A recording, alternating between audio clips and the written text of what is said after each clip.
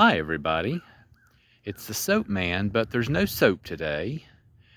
This is Thanksgiving 2023, and my wife and I are out of town.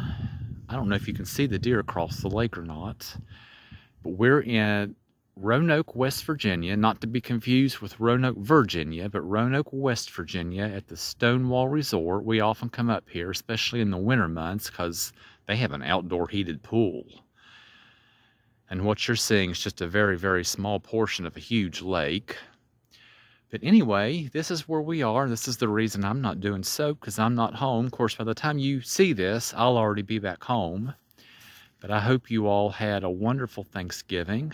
I hope it was safe and blessed, and I hope you all take time to remember and be thankful. We are a blessed people. So I will see you all next week. Bye.